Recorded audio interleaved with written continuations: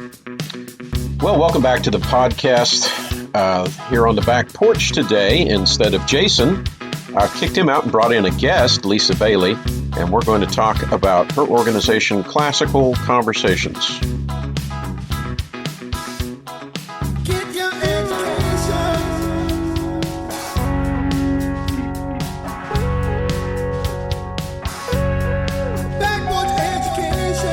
Lisa Bailey, glad to have you on the podcast today. I challenged you to bring a poem, and I think you have.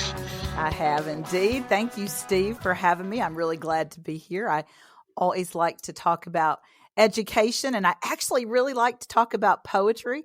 It's funny that you asked me to bring a poem. I have been, in my work with Classical Conversations, developing a new resource for our Cece families, but actually for all families of little kids who want something to do with their littlest learners at home. And one of our sections is poetry. And I came across this poem by Edgar Guest that I do not remember from my childhood, but it struck a deep chord with me as I pondered moms and dads and what we bring each to the family, and some of the discussions my husband and I have had about why children need both a mother and a father, because there are some things that dads offer and do with our children that moms would never do, but that kids benefit from. And so this is actually a poem by Edgar Guest called Storytelling, and it's about that age-old practice of reading to the kids before bed. So let me read that for y'all, Steve. Most every night when they're in bed and both their little prayers have said, they shout for me to come upstairs and tell them tales of gypsies bold and eagles with the claws that hold a baby's weight and fairy sprites that roam the woods on starry nights. And I must illustrate these tales, must imitate the northern gales that toss the Indian's canoe and show the way he paddles too. If in the story comes a bear, I have to pause and sniff the air and show the way he climbs the tree to steal the honey from the bees. And then I buzz like angry bees and sting him on his nose and knees and howl in pain till mother cries. That pair will never shut their eyes while all that noise up there you make, you're simply keeping them awake. And then they whisper, just one more. And once again, I'm forced to roar. New stories every night, they ask. And that is not an easy task.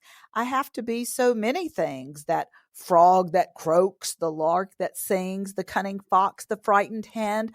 But just last night, they stumped me when they wanted me to twist and squirm and imitate an angleworm. At last, they tumble off to sleep, and softly from their room I creep and brush and comb the shock of hair I tossed about to be a bear. Then mother says, well, I should say you're just as much a child as they, but you can bet I'll not resign that storytelling job of mine. I love it. That's great. That's I've had some of those conversations with my wife about, if you scare them, you've got to go back up there and settle them down again. But I remember you wouldn't trade it for the world, would you? Oh no! One of my fond memories is trying to maintain 4 different voices in Wind in the Willows. Yeah. And at some point, my second son saying to me in one reading, Dad, you're using the wrong voice for mole. Isn't that hilarious? I can remember reading to the girls when they were quite a bit older, The Indian in the Cupboard, and we all loved the story. And later on, a couple of years after that, we discovered, I'm dating myself now, we discovered the VHS tape at the library and brought it home and popped it in. And my oldest daughter said, that is not the right voice. That's not what he sounds like. And I'm like, That's right. What in the world? You know that was me, right? Yeah. Well, and it's a good emphasis as well. I tell my young students, high school age students, as they prepare to head out and at some point in the near future get married. Yep. I tell my young men in particular, don't leave it all up to your dear wife, your children, the statistics are amazing. The bump up in the intellectual life of a child who's got both parents actively involved, and in particular actively involved in reading to them. Absolutely. And I'm thankful that my wife and I have shared those duties with our four boys, and think that it's a key point to make to folks that many of our listeners are homeschoolers, Mm-hmm. and there's this sort of bad idea that one parent does the homeschooling. Mm-hmm. Contraire, Right. it's a tough job, and you need both of you actively involved in it, Yeah. even if one maybe has the greater share of time duties. If both aren't involved, it's probably not going as well as it might. Well, and a lot of it is attitude. Our children, and I say this a lot to folks that I'm talking to about homeschooling, but about just living life with their kids. The attitude about education and about learning and about a thirst and a curiosity for knowledge is Mm, caught more than it's taught. And so if it's modeled at home, if kids see mom and dad reading and interested in a bunch of subjects and ready to say, gosh, I don't know, but I bet we could find out together. yep, That's the kind of attitude that's caught and that extends learning into a lifelong pursuit, right? For everybody. right. It becomes generational, and they pass it along to your grandkids. Yep, So, absolutely. well, so let's get to the topic, which we've really already started, which is education in the home and your connection to classical conversations. I thought we'd just start out asking you how your family got involved with this organization, and tell our listeners a little bit about what classical conversations is about. Sure. Thank you for asking, Steve. Um, My husband David and my husband is a pastor, and we have homeschooled both of our girls from the very beginning. We had some friends that we went to seminary with who were actually missionaries to Brazil, and they had kids just a year or two before we did. And my friend Alicia kept saying, "Oh, you need to homeschool. You need to homeschool." And she would come and stay with us on furlough and say, girl, you're already doing it. You're already doing everything. You might as well just say you're homeschooling because that's what you're doing with your little kids, with your girls now. And so we did jump into the homeschooling um, front, and I people say why did you ever want to do that? And I'll tell you, Steve. It might not be a very noble motive, but I was jealous of anybody seeing that light bulb come on in my daughter's eyes. I wanted that. It was so much fun to introduce them to a new book or a new idea or an experiment that worked and see the joy and the dawning understanding in their eyes. And I just really wanted all of those moments for myself. Our older daughter was really ready to do a lot of intellectual things that her age did not proclaim her ready to do. And so she would have been ready to read and to explore academics before the school system would have let her in. And so we enjoyed doing it together at home anyway. So we began to homeschool, and I had read a lot about different models of education, and I was really drawn to the classical model of education.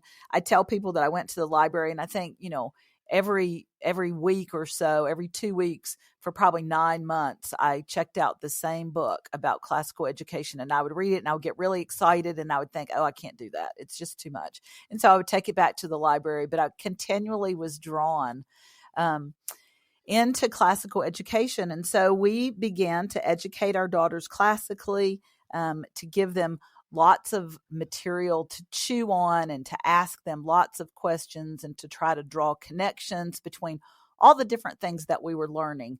What we explored on a nature walk integrated with the things that we were learning to read as they were growing up. And we found that it really resonated with our family style, is following their curiosity. But then I had started a neighborhood co-op with some local homeschooling moms, and we had grown and grown for several years, and we had about, I don't know, 60 or 70 kids that came together every week, and moms just took turns teaching different things. And I loved working with, strangely enough, with the teenagers. So I would work with the junior high kids happily, and I loved their pushback, and I loved their questions, and I loved it when they asked why about stuff. So I had a couple of friends who discovered Classical Conversations, and they said, we found this new program, and it's really amazing, and it's really great. It's really good for our little kids, and they have stuff for older kids too, and it seems like a cool program. And so I looked at some of the literature, and we were very interested. But at the time, we were planting a brand new church, and so financially, it was not really in the cards for us to take that on right away. But then I discovered that there was a need in a local group for somebody to, within Classical Conversations, work with teenagers. And I mean, actually, one of my friends said, "Oh, you love our kids and they love you, and we really need somebody to teach this with these older kids. Why don't you just call the lady and talk to her?" And it turned out that this lady was Lee Borton's, the founder of Classical Conversations, who at that time lived in Winston-Salem. And, in my naivete, I just called her straight up, just called her house one day and said, "Hey, we have a mutual friend who thinks that I might be a good fit for this, and I don't really know. I'm very interested, but I'm not sure if I'm what you're looking for." "Oh, come to my house. I'm having this meeting on Saturday." It was a God thing, Steve. I did not know at the time that Lee had to interview and pass on all the directors, and she only had these meetings where she laid out the program and vetted the directors twice a year. And I'd happened to call her on Wednesday before one of the Saturday meetings. So I went, and long story short, got plugged into teaching what in Classical Conversations is Challenge B, roughly the 8th grade equivalent. And it just sounded so fascinating to me. We were going to teach these 8th graders Greek and formal logic and algebra and physical science and literature. And we were going to teach them to do a mock trial. And I did not, it just sounded like great fun to me. And I didn't know until afterwards that, yep, she hired me so readily because nobody else was foolish enough to want to do that in a room with 8th graders. And so I had a mad 3 weeks. I knew nothing about Greek except for that it was not a regular alphabet. So I had to learn the alphabet before I could start learning the language. So I learned right ahead of my students for a couple of years. And that was in 2004 that our family got involved with Cece. And the girls joined what is called the Foundations Program for elementary students. And I began working with those 8th graders. And the girls got involved in the programs, and I saw the richness of what it offered for the younger kids in elementary school. It's a really great spine of memory work. It is memory work pegs, for lack of a better word, that we implant, that we pound in to these kids in a variety of subjects. So they memorize world geography, they memorize continents and oceans, but also countries and states and capitals and land masses and geographical terms. They memorize a timeline of world history that goes from creation up through the present. They memorize English grammar and some Latin grammar and some math and some science terms. And they have great fun doing it because with these little kids, what we're offering them is lots of good information in ways that they are primed to take it in. So because little kids love repetition and they love to memorize, we give them lots of stuff to memorize while they're happy to do it. And then as they grow and move into middle school age, we teach them what to do with what they've learned and how to put it all together, which is what I did with my 8th grade students, trying to engage them when they got to the asking of why does this work? Why do you say that? And how does that fit together? And all that stuff that we memorized, what good is it? And how does it help me understand the world and science and literature and history? Yeah, the beauty of that age is that they're already curious, or maybe the best word is cantankerous. A good teacher just teaches them how to do that in the right way. Right, And it right. amazes me how some teachers try to keep a middle school student in the elementary format of just listen to what I say and Yes. be And that quiet. it And that doesn't work doesn't fit them well. at all. It really doesn't fit them.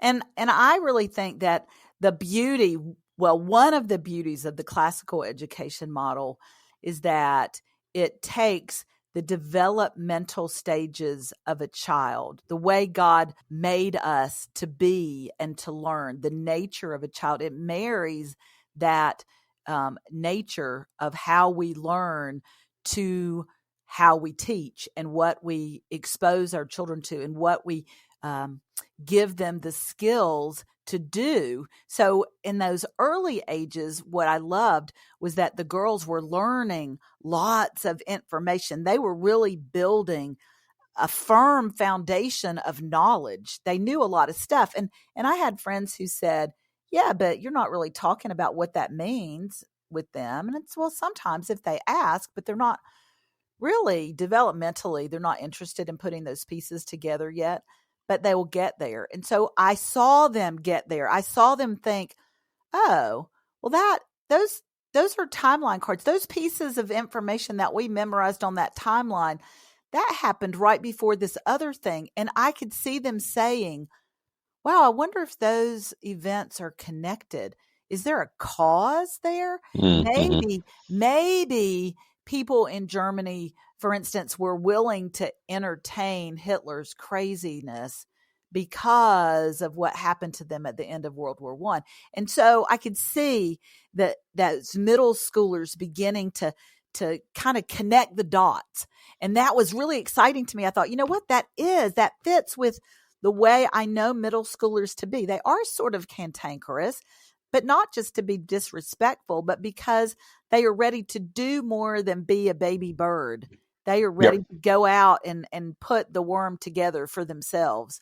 And then I loved it as my girls got older, seeing them grow through that push and pull, that wrestling stage, to the point where they had become convinced that they had something to share. They became passionate about something, their position or a skill that they had or an interest that they had delved into.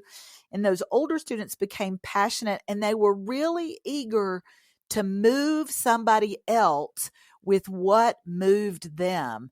And so the whole idea that in classical conversations, we give those older students tools of persuasive communication so that they can actually do something with that passion they have to share what they've learned and what they understand about what they know. It made a lot of sense to me. And I loved talking about classical conversations and talking about classical education. Even before my girls had gone all through the program, I believed in the value of the program. It resonated with the way I saw kids growing and learning.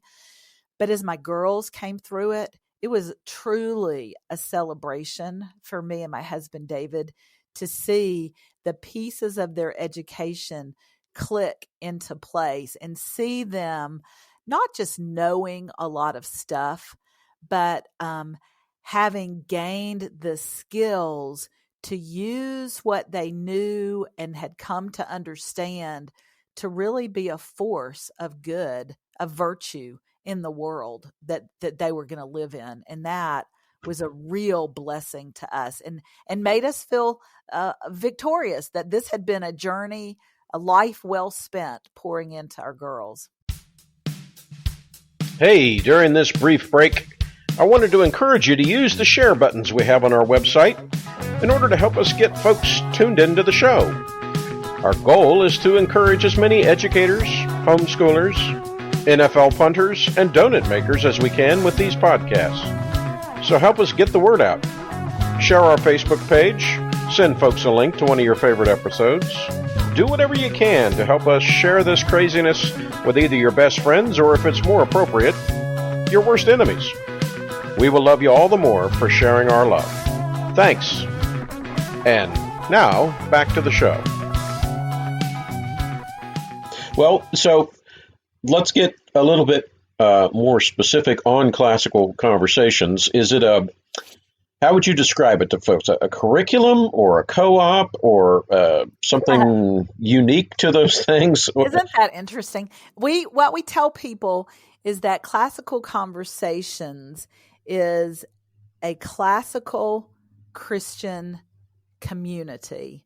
And what makes us different, I mean, there are lots of classical education companies, there are lots of classical education curriculum companies that produce really great things that families all over are using to the glory of God and to the benefit of their students and their families.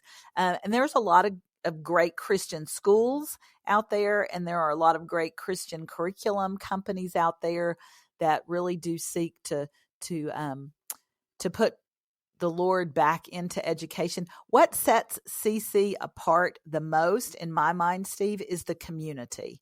We have lots of families who have kind of buzzed around classical conversations for years, or we have, I have friends who always said, wow, I love what you're doing with your girls, but I could never do that. Yeah, right? yeah. There are lots of people who say, especially in this post-pandemic or mid-pandemic or wherever we are in this, there are lots of people that have been thrown at home. They are thrown on their own resources. And lots of people have said, well, who have said, I could never homeschool, have discovered that, yeah, if push comes to shove, I actually can homeschool. But even those people are looking for help.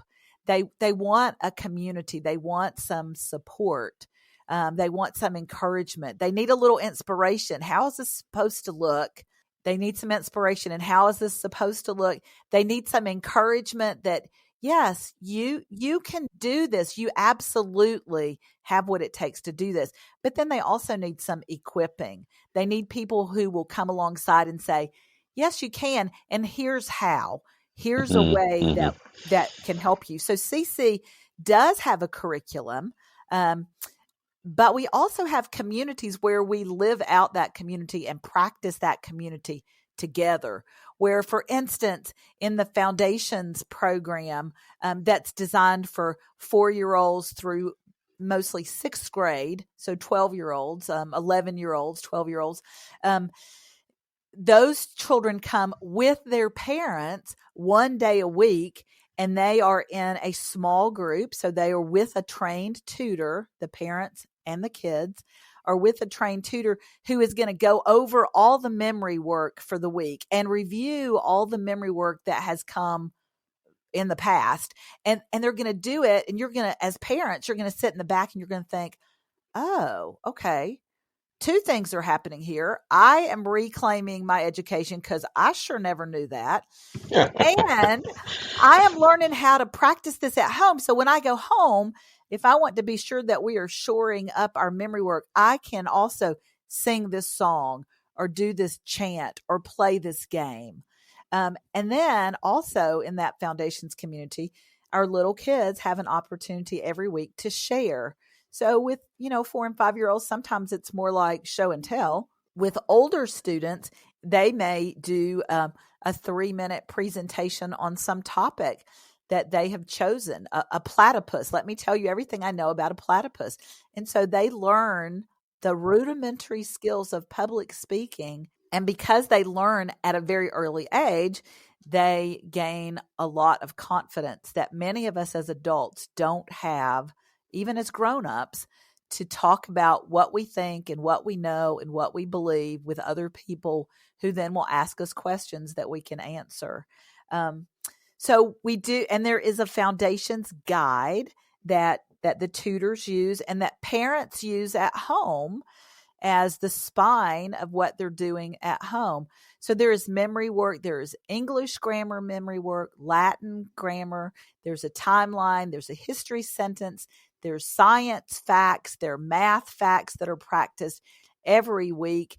And then at home, parents who are teaching their children to read would choose their own reading curriculum and their own math computation practice curriculum. And people say, well, but what's the best thing to use? Well, for math, the best thing to use in the early years is whatever you will do every day, because math needs to be an everyday thing. So you need to pick a curriculum that you and your child are comfortable with, that you guys will use happily or sort of happily every day. And then you use whatever works for you to teach your child to read. And that's what we do in those early years. So we have that as a curriculum, that we have an Essentials of English Language program. It's a very intense English grammar and writing program that is mostly attended by 5th and 6th graders within our communities. 4th graders are welcome to come as well. So 4th, 5th, and 6th graders can participate in the afternoon in a program called Essentials, and it teaches them English like they were learning a foreign language. It teaches them the English grammar rules. It teaches them about all the parts of speech and about all the sentence purposes and sentence patterns. They practice becoming better writers. And it's amazing to me how proficient they are. By the time they hit middle school, they actually know the fundamentals of good writing and are very used to practicing them. And so they're ready to start polishing up how to generate good ideas when they hit middle school. Yeah. So that for the younger kids, there's a curriculum that is used as a spine, and parents add to it as they wish at home.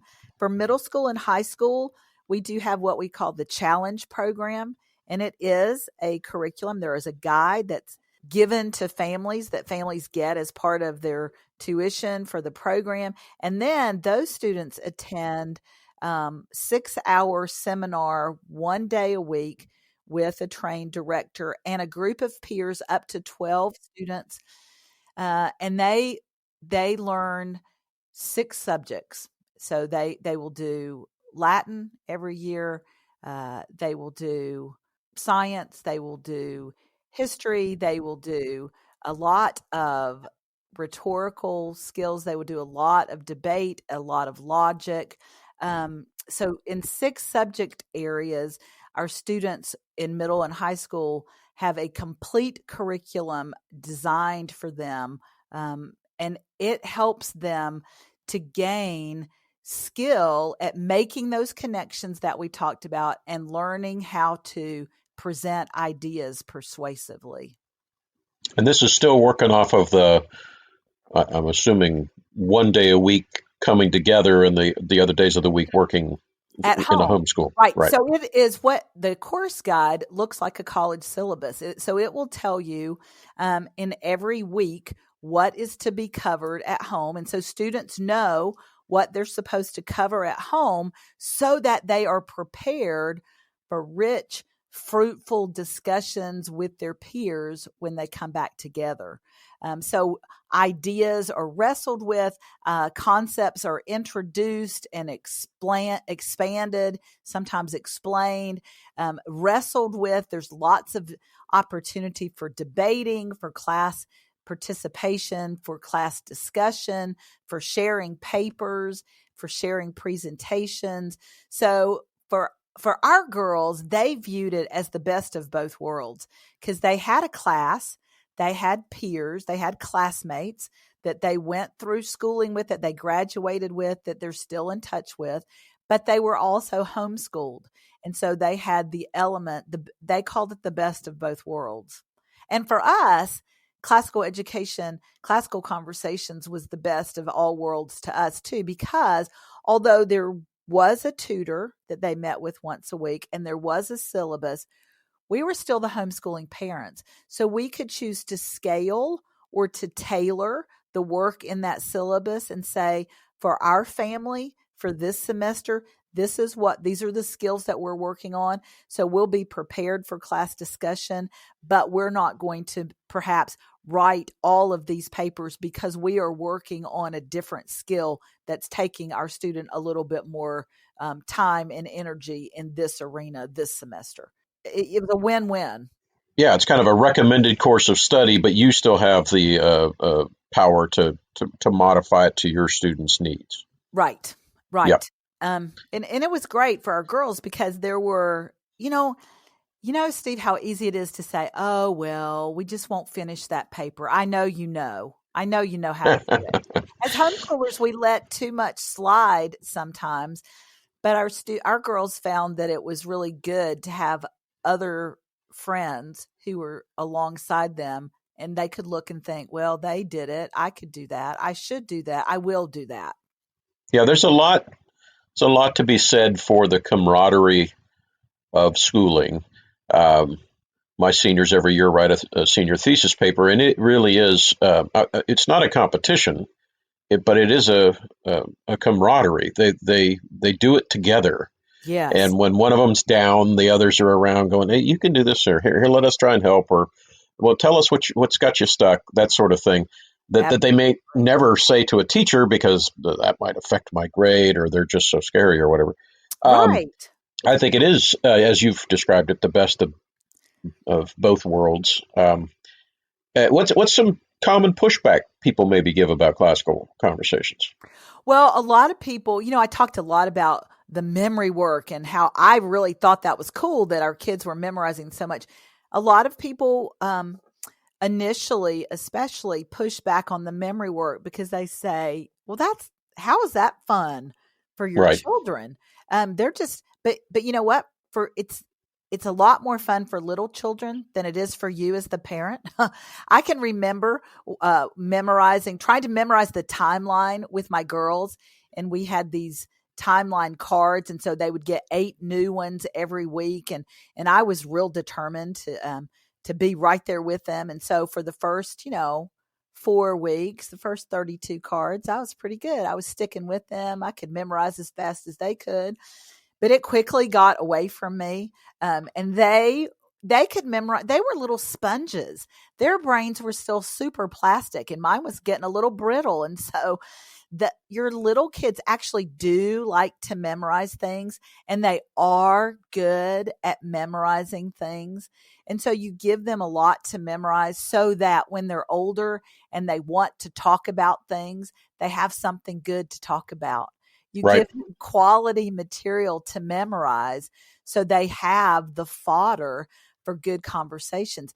But the cool thing, and I learned more and more about classical education and how valuable it was, and trying to teach with the grain of the child, and what they're good at that time.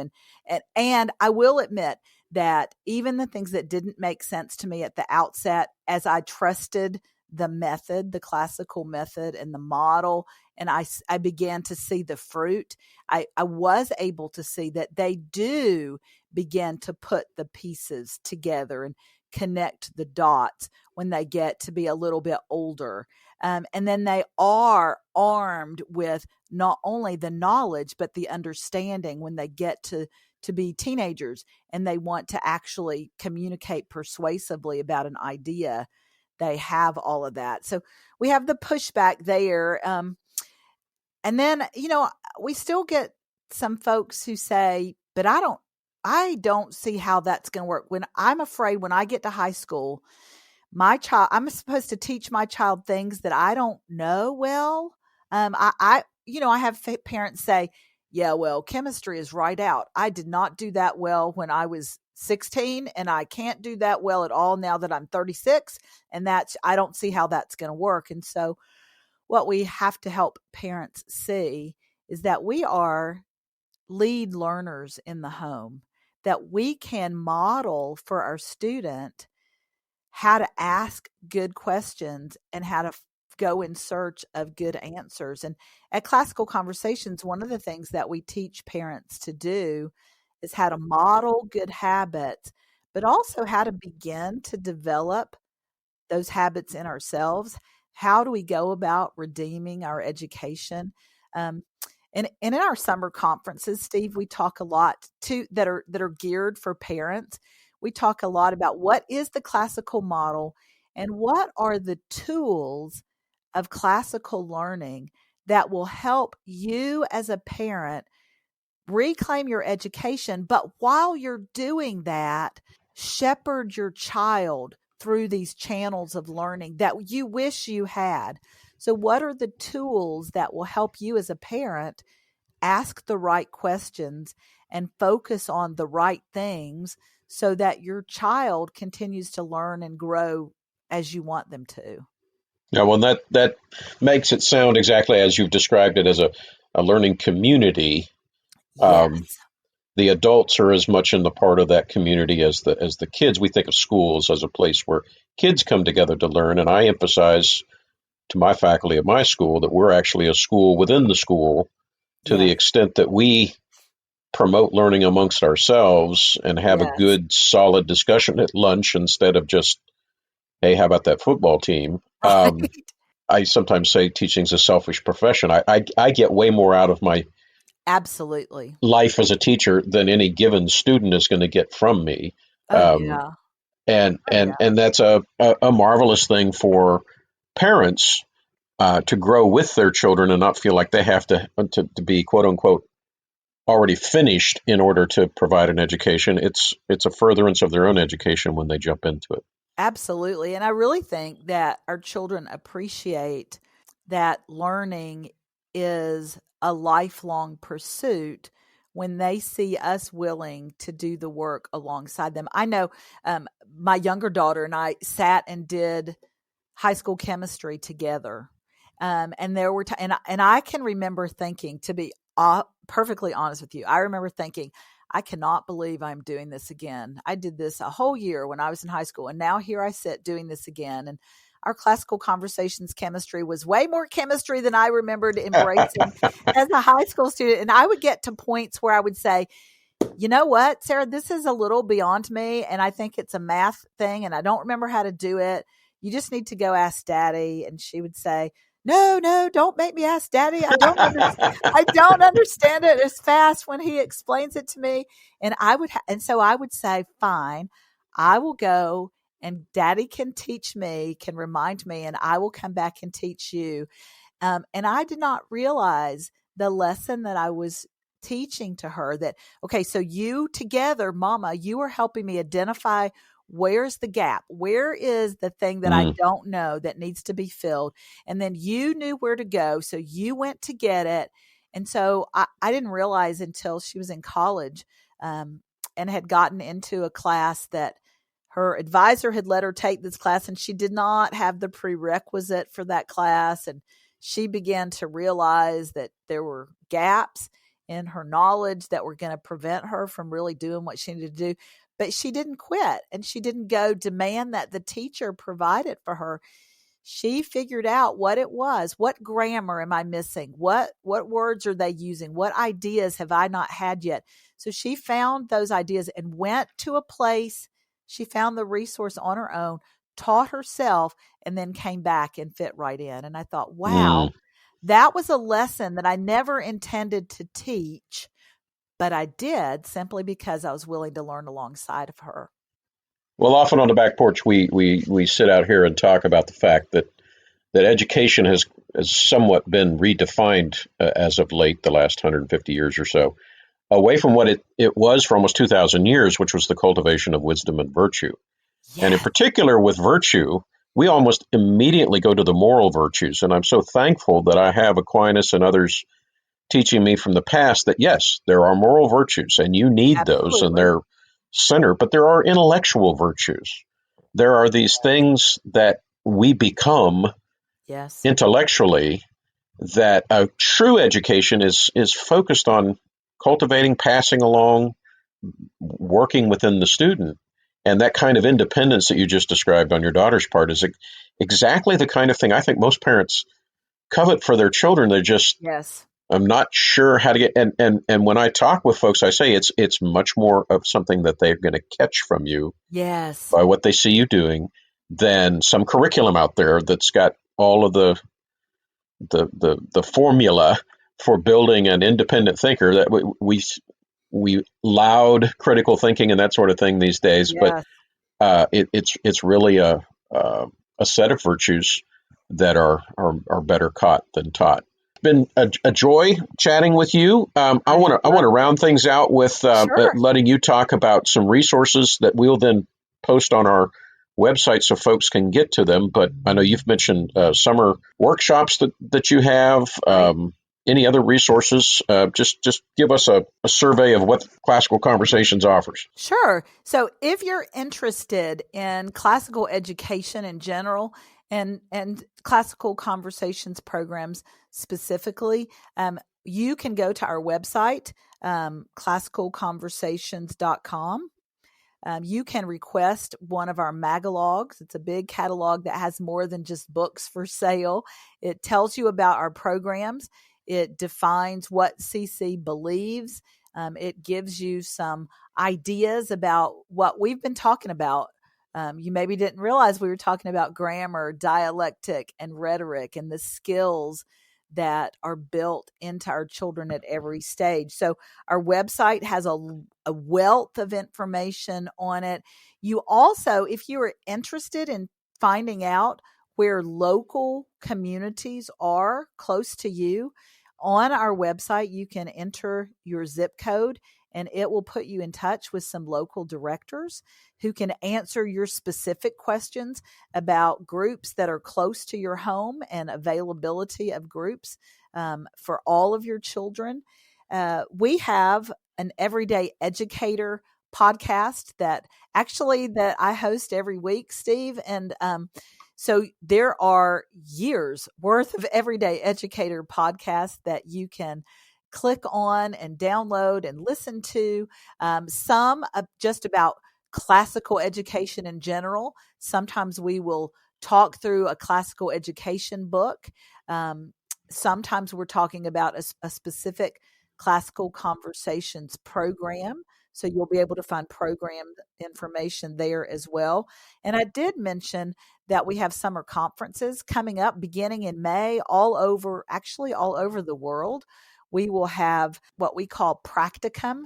And this year, our theme, it's called Attending to the Essentials, the Art of Grammar.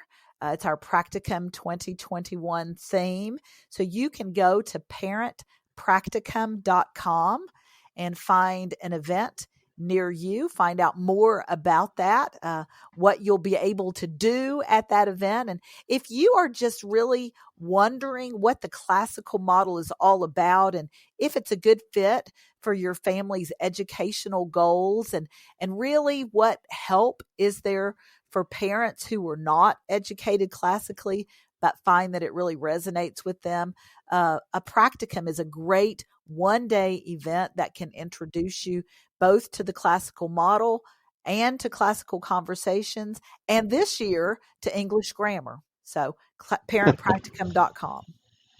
Wonderful. And you mentioned this in passing, but I want to emphasize it to our listeners.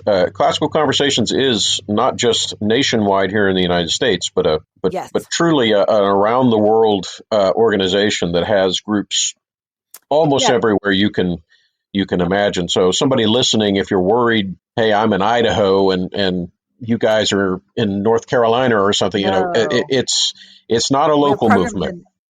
Nope. We have programs in every state. We have communities in Russia, in the Philippines, in Singapore, in Brazil, in Canada, all over. Wonderful. Well, thank you again for your time and for sharing with us about this great resource. Again, I'm going to put many of the links that Lisa has talked about today and some of the resources on our webpage for this episode. So please follow up. And in particular, check out her podcast as well. I know most of our listeners are hungry for every bit of help they can get. And so the humor is found here often. The practical stuff is somewhere else. But thank you, Lisa. It's been fun talking with you. I've enjoyed it. Thanks for having me a lot. Listeners, we'll see you back in a couple of weeks for another episode.